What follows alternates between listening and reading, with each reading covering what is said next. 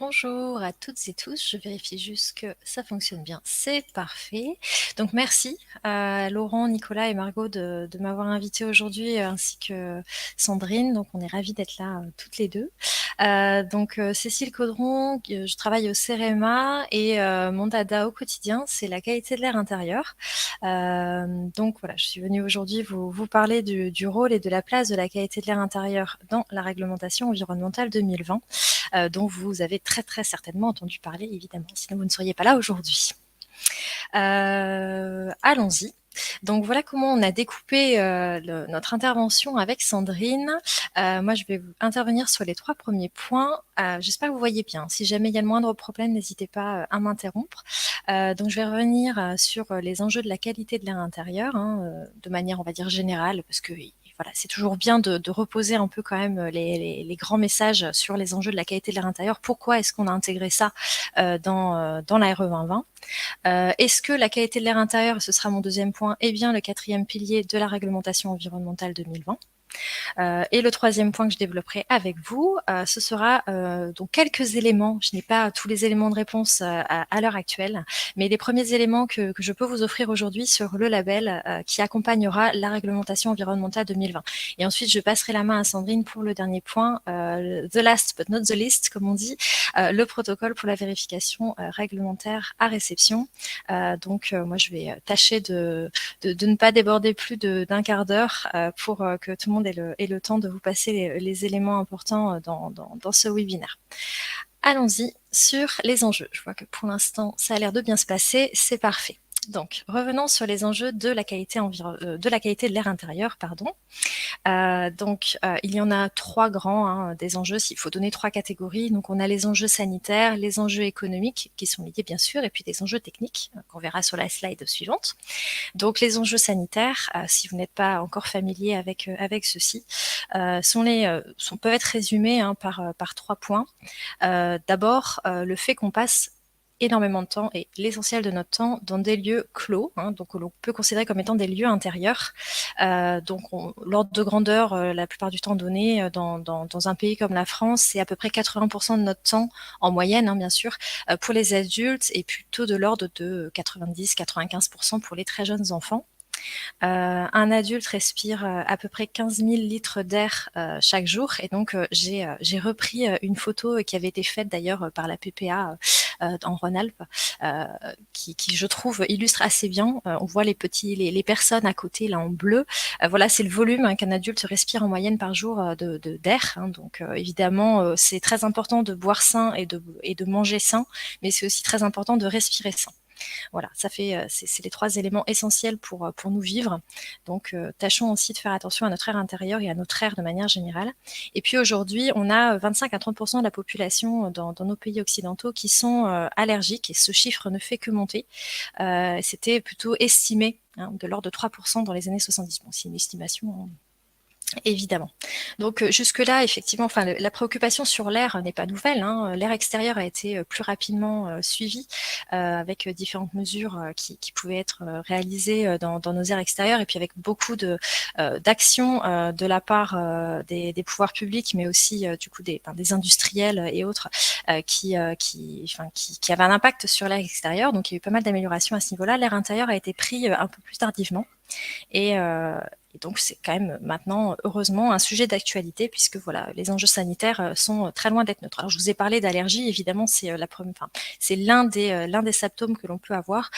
Évidemment, il peut y avoir tout un tas d'implications sanitaires, hein, en fait, hein, d'une mauvaise air intérieure en fonction des polluants et des doses que l'on reçoit. Et dans les cas les plus graves, hein, ça peut aller jusqu'au cancer en passant par tout un tas de pathologies différentes. Voilà, hein, ce n'est qu'un exemple, celui que je vous ai noté là. Lié à ça, on a des enjeux économiques. Alors, s'il faut résumer sur un point, c'est le coût hein, que ça représente et qui est tiré d'une étude qui est de 2014, hein, qui commence à avoir de l'âge, mais qui est toujours aussi parlante, qui a été créée par l'ANSES, le QA et l'Université Paris 1 de la Sorbonne, qui se basait sur 6 polluants seulement, et qui estimait à 19 milliards d'euros le coût annuel pour la France de la mauvaise qualité de l'air intérieur. Donc on peut estimer que ce coût est fort probablement sous-estimé, puisque évidemment on n'a pas que 6 polluants dans nos airs, hein, on est plutôt sur plusieurs centaines. Donc voilà, ça vous donne un ordre de grandeur. Et le troisième type d'enjeu, ce sont les enjeux techniques. Et donc, pareil, hein, pour être enfin, percutante, je pense que le plus simple est de donner un exemple.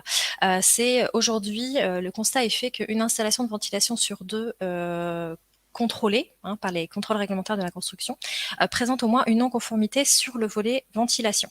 D'accord. Et c'est constant, quel que soit l'endroit en France, quelle que soit l'année, les résultats sont à peu près constants. Donc on est toujours sur à peu près une installation sur deux qui est non conforme, donc neuve, une installation neuve. Et parmi ces non-conformités, de 40 à 50% des installations sont non conformes au titre du débit d'air extrait. Voilà. Et bien sûr, évidemment, on retrouve d'autres défauts, des configurations qui sont mal respectées. Donc ça va être par exemple l'entrée d'air pas placée au bon endroit ou qui ne respecte pas la vie technique qui était imposée par rapport au bloc moteur qui est installé. Donc, voilà, 2 exemples. Raccordement bouche au réseau qui n'est pas bien réalisé, donc on peut avoir une perte de charge liée à des fuites importantes par exemple, un mauvais placement de la gaine, des passages en débit de pointe qui ne sont pas possibles. On trouve normalement des tirettes quand on est sur la ventilation simple flux au niveau de la cuisine et des sanitaires, et donc parfois ce n'est pas possible, cette tirette n'existe pas ou alors elle ne fonctionne pas, ou encore différents types de dysfonctionnements liés au réseau. Voilà, des coudes ou autres, avec des grosses pertes de charge, voire le risque d'avoir de l'humidité, une humidité importante qui se développe. Voilà pour le type de non-conformité que l'on peut rencontrer. Et donc une installation sur deux rencontre ce type de non-conformité. Donc c'est loin d'être anodin. Voilà pour les grands enjeux. J'en passe à ma deuxième partie qui est est-ce que finalement la qualité de l'air intérieur, une fois qu'on a fait ces constats, est aujourd'hui un pilier de la RE 2020. Donc je vais vous donner des éléments de réponse qui offrent des pistes, puis après je vous en laisserai juge. Donc un petit contexte quand même sur la réglementation environnementale 2020. Donc la RT 2012, la précédente, généralisait les bâtiments basse consommation. On était encore vraiment sur une réglementation thermique. Aujourd'hui on passe sur une réglementation environnementale. Alors certes, on va un petit peu plus loin sur la thermique, mais c'est pas ce volet-là qui est le plus spectaculaire. On a un contexte évidemment de la loi TECV et puis de la loi Elan de 2015 et de 2018. Et donc finalement, la RE 2020, si on veut la résumer en plusieurs grands points, on peut la résumer sur ces 4 points-là. Donc on a effectivement l'amélioration de la performance énergétique qui est visée dans la continuité de la RT 2012, mais encore une fois, c'est pas là-dessus qu'il y a le plus d'évolution. Il y en a bien sûr, mais voilà. L'important finalement, c'est sur les 3 points suivants. Le premier, c'est réduire l'impact environnemental des bâtiments neufs avec l'introduction d'une analyse du cycle de vie, assurer l'adaptation au changement climatique et garantir le confort d'été avec une modification quand même des calculs sur cette partie-là, sur le confort d'été notamment, et puis assurer une bonne qualité de l'air intérieur des logements. Et c'est ce qui nous intéresse aujourd'hui. Un petit rappel des dates, je ne vais pas m'étendre plus que ça là-dessus, mais c'est toujours intéressant d'avoir la frise, surtout si jamais voilà, c'est plus un pense-bête. Donc aujourd'hui, les textes sont sortis pour le logement. Le second semestre 2021, on est plutôt sur la consultation publique sur les premiers bâtiments tertiaires avec une application effective pour les logements au 1er janvier 2022. Et puis, bien sûr, ça continuera. Il y aura plusieurs étapes et plusieurs évolutions avec une sortie normalement des bâtiments tertiaires au 1er juillet 2022. Ce qui n'évolue pas ou peu sur les aspects QAI dans la réglementation environnementale, c'est les aspects énergétiques, on l'a évoqué avant. Ça évolue un petit peu quand même. Et puis l'étanchéité à l'air du bâti conserve des exigences qui sont similaires. En revanche, ce qui évolue au regard de la QAI ventilation, c'est cette étape de vérification de la ventilation qui devient obligatoire pour les logements, qu'ils soient collectifs ou individuels. Donc cette étape de vérification s'appuiera sur un protocole réglementaire que va développer davantage Sandrine par la suite. Donc je la laisserai développer ce point-là, qui est issu d'un protocole qui s'appelle Promévent résidentiel. Donc voilà, c'est l'origine, on va dire, du protocole réglementaire. Ça s'applique sur, donc ça inclut quoi? Des vérifications visuelles, qui sont des vérifications fonctionnelles, et des différentes mesures, donc notamment des débits pression en bouche. Par contre, ça n'intègre pas des mesures obligatoires au niveau de la perméabilité à l'air des réseaux. Elles ne sont pas obligatoires. Elles sont possibles, mais pas obligatoires. Voilà. Donc en fait, finalement, quand on a dit ça, on peut le résumer en disant que c'est, la RE 2020 intègre une obligation surtout sur la vérification de la ventilation et pas sur la qualité de l'air intérieur directement. d'accord? Évidemment que c'est lié, hein, mais c'est quand même un point qui est important. Voilà, on est sur voilà, on intègre plutôt les aspects ventilation sur cette réglementation environnementale. On n'a pas de mesures directement QAI qui deviennent obligatoires, hein. C'est ça qui est important. Voilà. Et avant de passer la main à Sandrine, je voulais vous faire un petit aparté sur le label accompagnant la réglementation environnementale 2020, parce que vous avez peut-être des questions là-dessus, et puis c'est toujours intéressant de l'avoir en tête. Donc c'est un label qui a,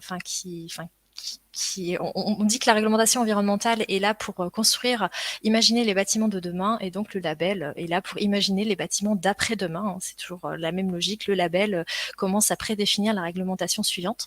Et donc elle a été diffusée, enfin des premières pistes ont été diffusées par le plan bâtiment durable pour le premier cadre, hein, de ce label, avec une consultation au printemps dernier. Donc c'était voilà, qui s'est terminé le 8 mai dernier, hein, avec 2 objectifs pour ce label. Donc valoriser les bâtiments qui anticiperont les étapes de la RE 2020, et puis évidemment prendre en compte des critères nouveaux qui pourraient préfigurer la suite. Voilà.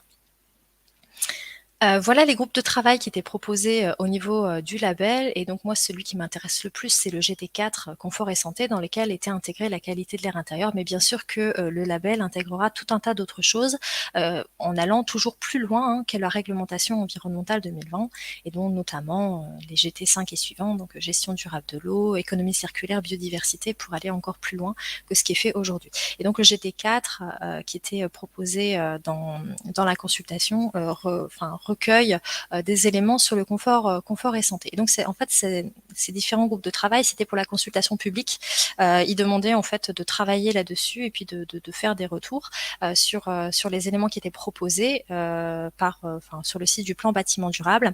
Et donc on pouvait répondre sur est-ce que ça nous semblait cohérent, les indicateurs qu'ils proposaient ou non. Et donc ce qu'on peut retirer de ce GT4 sur le confort et la santé, c'est qu'il proposait des mesures, d'intégrer des mesures là directement au QAI. Hein, ce qui n'est pas le cas aujourd'hui dans la réglementation environnementale 2020. Un certain nombre d'indicateurs, notamment température, humidité relative, ça c'est des choses de base, le CO2 hein, pour le confinement, les particules fines, et puis bien sûr d'aller plus loin sur la vérification du système du fonctionnement correct du système de ventilation, donc sur tout type de bâtiment, et aussi d'intégrer des vérifications sur le radon. Il s'interrogeait sur le suivi d'autres indicateurs, d'autres polluants tels que les moisissures, le formaldéhyde, voire même aller jusqu'à la perception et la satisfaction des occupants, mais quels indicateurs on pouvait mettre en face de ça. Donc ça, c'était encore des choses un petit peu ouvertes. Donc on avait la possibilité de répondre à ça. Je vous ai mis le site du plan bâtiment durable, la page consacrée, si vous voulez en savoir davantage, parce que c'est toujours intéressant. Vous retrouvez tous les documents qui étaient liés, notamment au GT4, confort et santé, si vous voulez voir finalement jusqu'où allait le plan de bâtiment durable là-dessus, puis l'équipe qui était derrière. Alors ça, c'était au printemps dernier. Et puis aujourd'hui, les informations qu'on a complémentaires là-dessus, ils sont toujours en train de développer ce label. Je n'ai pas les indicateurs à vous donner, je ne les connais pas aujourd'hui. Ils sont pas encore sortis. Donc c'est en cours d'élaboration avec HQE et Finergie, et puis ce qu'ils appellent une démarche qualité bâtiment durable. Donc en fait tout ça crée un groupement d'intérêt écologique en lien avec le plan bâtiment durable. Voilà, ce sera un label à points. Finalement, c'est ça l'information principale que j'ai aujourd'hui. Ce sera un label à points. J'ai pas encore les indicateurs, et par contre, ce qu'ils estiment en termes de sortie, c'est une estimation de sortie en début 2023. Voilà, hein. Ils veulent le lancer le plus tôt possible, mais tout n'est pas encore figé à ce jour. En attendant, Effinergie sortira probablement un label début 2022, mais sans obliger la mesure de la QAI, plutôt avec des recommandations. Voilà, donc ça, ce sera pour faire patienter, on va dire, si vous voulez aller plus loin sur la QAI.